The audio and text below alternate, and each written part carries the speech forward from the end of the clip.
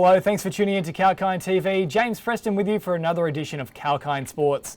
In this show, I'll catch up with football commentator and journalist Adam Santarossa for the latest on the beautiful game, including a look at the Euros.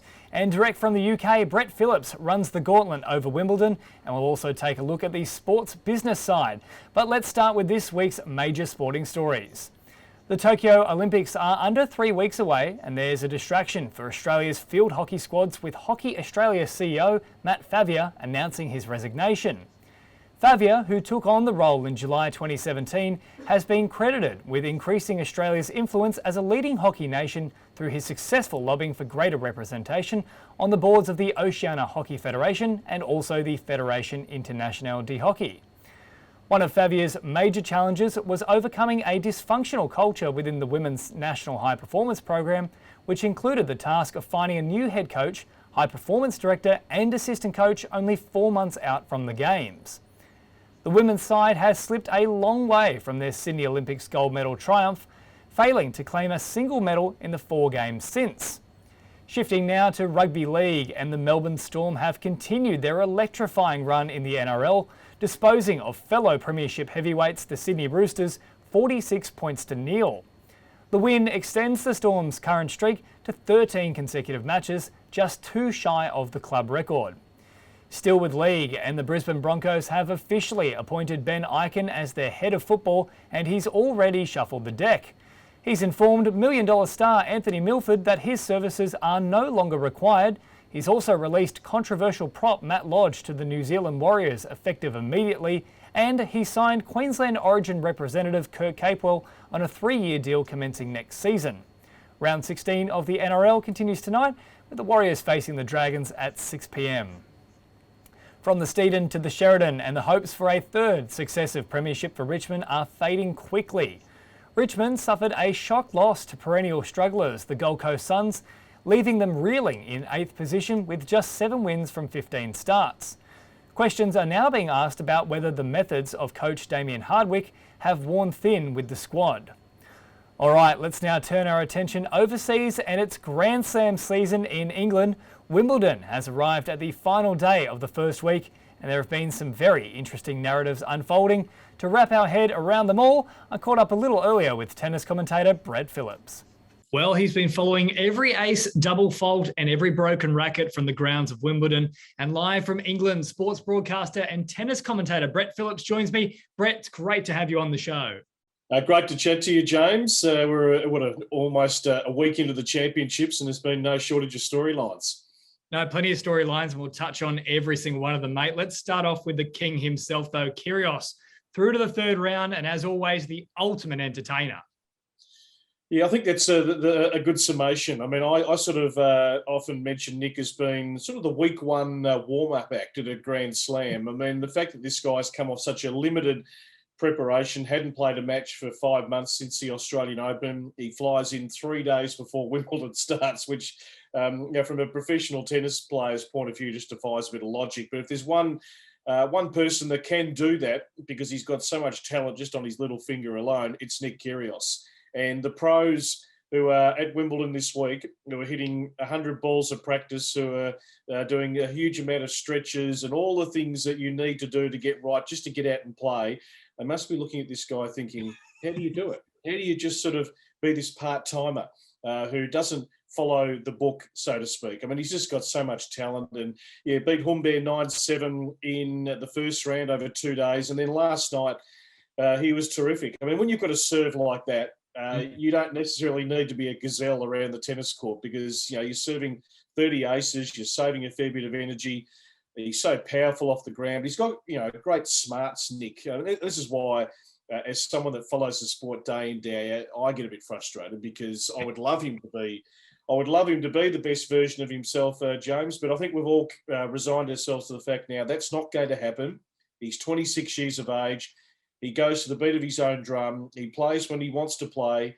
He's not in love with the sport. He is going to entertain. I mean, last night he's asking the crowd, because he hasn't got a coach, he's asking the crowd for a bit of tactical advice. What do you reckon I should do, down the tee or go out wide? And look, it's hard not to watch it. It's, you're drawn into watching him. He's got a popcorn match coming up next against Félix Auger-Aliassime, this young Canadian who is actually coached by Rafael Nadal's uncle, famously known as Uncle Tony across the journey. And that's going to be a terrific match. So we're expecting to probably last a week. And then the prep, if you haven't done the prep, it starts to find you out about midway through a Grand Slam, but who knows what will happen. Look, I was going to ask you whether it ever frustrates you that he might never see that potential through. You've already sort of answered that. And I guess, do you think he'll ever actually win a Grand Slam? I saw him obviously earlier this week serve out a 43-second game, just ace after ace and forcing errors here and there from his opponent. So he's got the talent, but can he ever actually get it into gear and win a Grand Slam, do you think? Not on the evidence I'm seeing, unless there is just one of those sort of tournaments where, all the big guns went out. I think it's just too unforgiving at the absolute top end. A guy like, if Djokovic is in the tournament, I mean, he makes life difficult for everyone, even the great Roger Federer. Can't get past Novak at the peak of his powers at the moment. So, yeah, I don't think this sport allows you to wing it, so to speak, like that and come through and win a Grand Slam on the back of, not really being a pro, which he's admitted he's not really a professional. So it is frustrating because he is the most talented of all of our Australian players by far. But, he can sit anywhere around sort of 40, 50, 60 in the world, just play what he wants, still make a great dollar. He's got endorsements going on. He's got plenty of stuff going on off court. Yeah. He has no shortage of money and he can do whatever he likes, really. No, I dare say the likes of Jordan Thompson and Alex de Minaur would be looking at him thinking, what are you doing? Just get yourself into gear. But look, at least he's progressing through the tournament. So too is another Aussie, Ash Barty, preparing for her third round match. Yeah, and she hasn't been that good so far. So there's upside to Ash, which is good. I mean, she's obviously come off the back of being injured at the French Open, not the ideal lead-in. She didn't play a grass court tournament leading into Wimbledon, although she's comfortable on the grass. So that wasn't the be-all and the end-all of having to do that. But last night, she got through in straight sets, which is the good part, because there's a bit of a pattern to Ash's matches where she'll start like a house on fire, have a real lapse in the middle, and then reset, and her talent shines through to win the deciding set. Last night, at least she got it done in straight sets, but it was far from convincing. But the draw has opened up for her incredibly. The amount of women's seeds that are falling by the day just gives her a magnificent opportunity. I think I said on the telecast last night, if she can't win it this year, she may never win it, considering that no Osaka, no Halep to start with. Serena goes out, Kvitova goes out, Bencic, Andreescu, we lost Svitolina overnight, Kennan's gone. All her biggest competitors for the title have exited the tournament. Now, she's got Katerina Siniakova in the next round, unseeded, being number one in doubles. Should be able to account for her. The only player left who's seeded in her top half is the recent French Open winner, Barbora Krejcikova, who's the 14th seed. And, you would say that's a match that Ash's credentials should probably win. So it's at least set it up for her to have a run to the semi-finals, and we know anything can happen. But she's got it's all comes down to her execution. It's on her racket, really. Yeah, well, you mentioned all those players that have been scrapped from the tournament so far. Serena Williams, one of them also Venus Williams out. And I think I was reading the other day, I think 1997 was the last time neither of them have reached a third round. So just crazy stuff there. You're right, the path is open. It's not just the women's either, though. I mean, there's a lot of high-seeded players in the men's side of the draw who have also gone by the wayside. 12 of the top 32 out in the first round. We've had a few more that have fallen since. Why do you think this is happening across both the men's and the women's? Well, there's depth. There's a lot of depth. And, I mean, just take our very own Alex de Minaur in the first round, our number one Aussie. I mean, he goes in seeded 15. He plays a guy called Sebastian Korda, who comes from this incredible family of sporting genes. So his sister becoming world number one golf player this week. And Korda's 50 in the world and beats de Minaur, who's 15. Now, I don't think personally that's a massive upset because the margins are extremely small. And likely Korda's going to overtake de Minaur at some point because he's just got a bigger game. He's a pure ball striker and he's bound. If he's anything like his father, who got to world number 2 and won a major, then Seb is following him in those footsteps and he's probably bound for the top 10 in the next few years. So the margins are really, really small. And there's hungry competitors out there who are taking their chances, and every matchup is tight. I mean, there's just, I go back to the day when I first started following tennis. You would see more of the sort of in the early rounds, 6-1, 6-1, 6-2 type matches. Women's matches would go 45 minutes. Now, much tougher than that. The best players on both sides are being pushed through the first 2 or 3 rounds. You can't just sort of waltz into a tournament thinking, oh, I'll just get through and I'll be there in the second week. You've actually got to really get in the zone from the first round, because the competition underneath is pretty tough now. Absolutely right, mate. And just before I let you go as well, a couple of big stories playing out for this year of Wimbledon. Obviously, no tournament last year with COVID cancelling it, but Federer in for a record 18th appearance at the 3rd round. Medvedev having a chance to go number 1, and Djokovic with a shot at history. How do you think each of those scenarios plays out? Can we see Federer go deeper? Well, hand on my heart, I want Roger Federer to win the whole thing. I'd love him to have one more moment in the sun. I mean, not many sports people go out on the highest of highs, whether it's an individual or team sport. But, I mean, Roger Federer, for me, is the greatest player of all time. Anyway, that's a debate, that people can continue to have. And I don't think it's based just on stats. He won last night against Gasquet. The roar on centre court for Roger is palpable. Now, he actually plays a Brit next in Cam Norrie, so they're going to be split. They want a Brit to win, but there's universal love for Roger wherever he goes around the world. Now, look, he was scratchy in the first round, better last night. He's 39, so he's not the player he was, but he loves this court. This is his home court. He needs Djokovic probably to have a really off day and exit the tournament. I can't see him beating Novak, who was at the absolute peak of his powers. He has got eyes for the prize, and that's to win all 4 majors this year and a gold medal, which no one on the men's side has been able to do. Steffi Graf did back in 1988.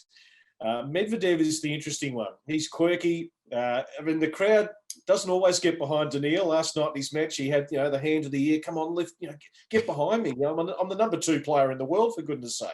But he won in Mallorca on the grass last week. He's building and building like he did on the clay court season. I think he's the best equipped of that next generation.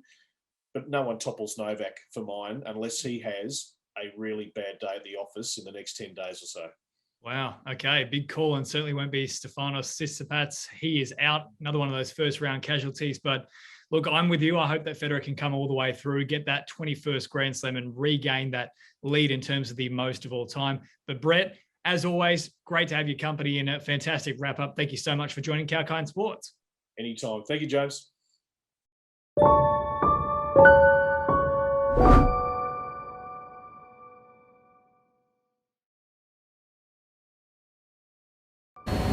Welcome back to Kalkine TV. James Preston with you for Kalkine Sports, and it's time to turn our attention to the beautiful game. The A-League season has wrapped up, the Euros have arrived at finals time, and there's some good news for Aussie managers. To unpack it all, I caught up with football commentator and journalist Adam Santarossa. Well, the beautiful game is never short of a story, and to unpack them all, football commentator and journalist Adam Santarossa joins me. Adam, a very good afternoon to you, mate. Yeah, good afternoon, James. Thanks for having me. Look, great for you to come back once again on Kalkine Sports. And first and foremost, commiserations to your beloved Sydney FC, going down to Melbourne City 3-1 in the A-League Grand Final last weekend. I don't want to burden you too much with it, but what did you make of the game? Yeah, look, my tip for Sydney FC didn't pan out too well, but I think it was just really a perfect storm against Sydney FC in the fact that some injuries, hurt them coming into the game, and then obviously the red card to Luke Braddon as well, which I thought was fair. I thought it was a second yellow. I didn't have too many complaints about that. On the day itself, Melbourne City, just far too good and I mean, deserved champions in the end. Obviously, Premiers played as well, doing the double in claiming the championships. So, great reward for them, great reward for what Patrick Kisnorbo has done. And you look at next season and they get Jamie McLaren back and they add Matt Leckie to that squad. They're going to have to be heavy favourites again to repeat that next season. But yeah, a fitting finale, I felt, for what was a pretty good A-League campaign. Yeah, no, you're not wrong. I mean, there's going to be a lot of pace in that side too. Matt Leckie, we know, certainly can move. Jamie McLaren putting in goals for fun at this point in time. But let's jump away from Australia for a moment. Let's head across to the Euros. And is it too early to start singing, "It's coming home, it's coming home, it's coming home"? Are we going off too early for the Englanders, Adam? Well, everyone else is, so you might as well join in. Some pretty amazing scenes on social media the last sort of 24 hours after that win over Germany. But it was interesting that you look at the reactions of the other countries that make up the last 8 of the Euros, and they're a little bit more subdued. They're not the party isn't quite starting just yet, so it could come back to bite England. Potential banana skin in Ukraine coming up, and look, it would be such an England thing to do so well to this point, and then fall to the likes of a Ukraine. So, but yeah, I think everyone will be swept up in the whirlwind that is England. We saw that in the 2018 World Cup as well. It was such a emotional ride and roller coaster that it always is. So I think as a neutral, my support obviously is with Italy in terms of my background, but I think as a football fan, you'd love to see England go well, because it just becomes that roller coaster ride that we can all be a part of. So on to Ukraine now, and we wait and see what they do. Yeah, it would be a fantastic sort of story there as well. Kind of similar to Iceland and their enormous campaign previously. So I think there is certainly a bunch of emotion about it, bit of sentiment, but maybe a little bit too early to start singing. Just before I let you go, let's now move to a few major movements in the world of coaching and also potentially player transfers. Australia's own 𝐊𝐴NGE Postecoglou is really putting the country on the map in terms of a management perspective. He's gone a little bit cold on James McCarthy in favour of another Aussie favourite. Yeah, Aaron Mooy's been linked to Celtic, which I think would be a pretty good move. He's currently obviously in China with Shanghai SRPG. And I think, 𝐊𝐴NGE would want to impart his system as quickly as possible. There's obviously already some pressure on him to deliver, and that Champions League qualifier is his first game, more or less in charge, his first official game anyway. There'll be some friendlies before that. But yeah, I think that will assist him in terms of wanting to play his style of football. Aaron Mooy is obviously familiar with that. He also has Tom Rogic on the books at Chelsea as well. And there's been some speculation as well. Matt Ryan, who's now number 2 at Arsenal, could be in the mix. So I think it's a positive move. Players that he's worked for in the past, players that are relatively cheap in the scheme of world football transfers, and players that know 𝐊𝐴NGE's system. So I think it's a good move, both for Aaron Mooy. I think it's a good move for the Socceroos, and also 𝐊𝐴NGE, that he's got a player that he's familiar with and can certainly play well at that Scottish Premier League level. Well, the Matt Ryan thing is interesting too. I mean, he's had a bizarre sort of 12 to 18 month period, obviously with Brighton, Hove and Albion falling out of favour there, as you mentioned, going across to Arsenal, now potentially Celtic. I mean, it's a bit of a whirlwind for him. Do you think this would be a good move for Matty Ryan? Yeah, I think so. I mean, he's at a bit of a crossroads of his career. I mean, you don't want to become a sort of perennial number 2, which he has a chance of being at Arsenal. Obviously, the equation there is you can play in some really big games, but you don't want to be a number 2 long term. He wants to be a number 1 at a big club, and Celtic could potentially provide that. There is some criticism on Matt Ryan. I mean, he's the tick for him is his distribution. He plays out well from the back, but I mean, there was a stat going around last year that he's the second most keeper in the English Premier League to be beaten from outside the area. So there is some critics around his actual goalkeeping, as opposed to his ability to play out from the back and distribute. So he's got some questions to answer, and we've seen some players drop down to that SPL level or make the move away from the Premier League, and a solid season can suddenly springboard them back into those calculations. So I personally would like to see it. I have a concern that he can get lost a little bit, being a number 2 at Arsenal, which will affect the Socceroos as well. He's the number 1 choice keeper there, particularly with Mitch Langerak retiring. So it's really Matt Ryan is really the out-and-out number 1 for the Socceroos. So yeah, it's a career crossroads for him, and it could be a move he wants to entertain. Well, the stat you mentioned as well about being beaten from out of the box itself, how much of that comes down to, obviously, Brighton and Hove have been a team that pretty much flirts with the relegation zone each and every season. Is it a case of the defenders not giving him enough coverage? Is that really down to Matt Ryan? Yeah, look, I think you can look at it a number of ways, but I mean, he's in terms of a keeper, he's a relatively small keeper in terms of height, and that's long been the criticism of him, and it's only really now that we've seen in recent seasons that there's a stat to sort of verify those claims. So I think part of it is he was with a side that was not winning a lot of games and conceding a lot of goals, so you're always going to be in the mix in terms of those stats. But I mean, the way that football's transitioning his skills are going to be pretty much, he's one of the best keepers in the world in terms of playing out with his feet. More or less another player that can join the defensive line in terms of just shooting out from the back. So good. And that's why Graham Arnold loves him. So I think he's still very much a world-class keeper. He just needs the opportunity to prove that again, which he may get at Celtic. Yeah, well, look, I mean, he's another one of these A-League players that has come through and has shone on the world stage. It's happening with the likes of Aaron Moy, Matt Ryan in the management ranks. It's Ange Postecoglou.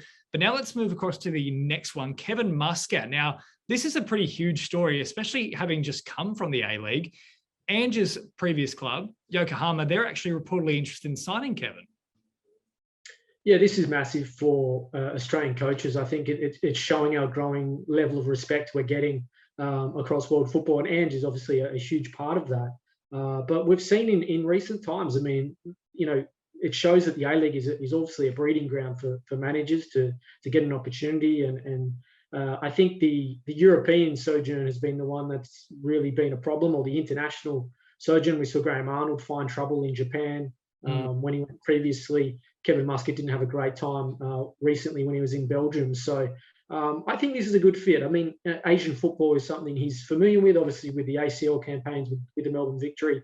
But he also plays a similar style of system to what Ange played, at Yokohama. So it's not a lot of change. And look, I think reading between the lines, you would sense that Ange has given a pretty good recommendation to Kevin Muscat to the club in terms of getting that role. And there was even talk that Muscat would be Ange's number 2 at Celtic, or even to join him at Yokohama. So yeah, I think there's obviously been a pretty good recommendation from Ange there, and what Kevin Muscat's done with the Victory over a long time, can't be denied. I think it's a great chance for another Australian coach to really show what they can do. Yeah, well, I mean, look at their fortune since he's left. It's pretty much been downhill for Melbourne Victory ever since. And, he has come a long way from two-footed challenges and playing a little bit dirty. He's doing fantastically on the world stage. Adam, lastly, Man United absolutely breaking the bank. $135 million reported signing for Jadon Sancho from Borussia Dortmund. Apparently the transfer fee has been agreed. What are your thoughts on this? Is this a good signing? And does it come with, I suppose, a level of expectation that potentially can't be met by such a huge fee? Yeah, it certainly brings expectation. I think, obviously these moves are often seen as a bit of a silver bullet. And I think Man United fans have always wanted the club in recent years to make that big move, whether it was to go and get the likes of Ronaldo back to the club, or, we saw them go and get Paul Pogba, who they let go on a free transfer, and then to get him back for over 100 million. So, some of the deals they've done haven't exactly been the greatest in terms of, bang for your buck. And I think, Jadon Sancho's lit up the Bundesliga, but the Bundesliga is very different to the English Premier League. I mean, it's a different level. So it'll be interesting. It's not going to be a proven commodity. It's not a silver bullet. He has so much potential, and that's what they're investing in. But there's a lot of pressure and a lot of expectation now on Jadon Sancho to turn Manchester United around. And I've been saying for a few years, they don't just need, one player. One player is not going to turn Man United into, they are building. They've certainly, rebuilt in recent years, and obviously had a pretty good year last year. But it's going to take 2 or 3 names to turn them around, not just a superstar. Particularly when, you look at Manchester City, they've been linked to Harry Kane, Jack Grealish in recent days. I mean, that juggernaut doesn't look like slowing down anytime soon. So, Man United need a big move, and they probably need to make another big move on the back of this to really stay in the mix. Yeah, well, look, if there's one side that can do it, it's probably Manchester United. Obviously, one of the most prominent sporting brands across the globe, and certainly one of the richest too. So they've got the resources to pull those strings. Adam, thank you once again so much for your insights, mate. Always a pleasure to catch up. And I know there's no A-League for this weekend, but whoever you're barracking for, could even be Italy or England, I hope you have all the success in the world, mate. Thank you so much for joining the show. Yeah, plenty of Euro action on the weekend, so we'll be getting stuck into that. Thank you.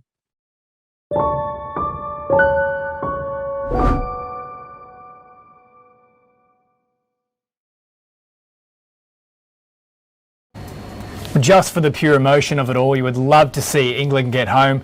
Special pick, Harry Kane in the 2nd minute of stoppage time to fire the winner against Spain in the final. Take it from me. After the break, we'll wrap up Kalkine Sports with Sports Business, where our love for sports and stocks intersect.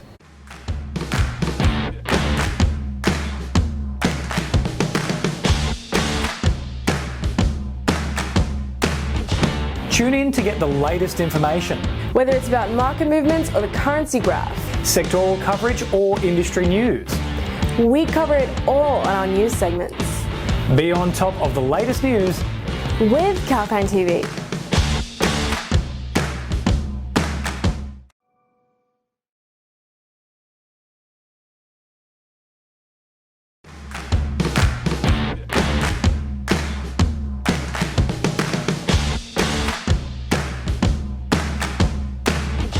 Tune in to get the latest information. Whether it's about market movements or the currency graph. Sectoral coverage or industry news. We cover it all on our news segments. Be on top of the latest news with Kalkine TV.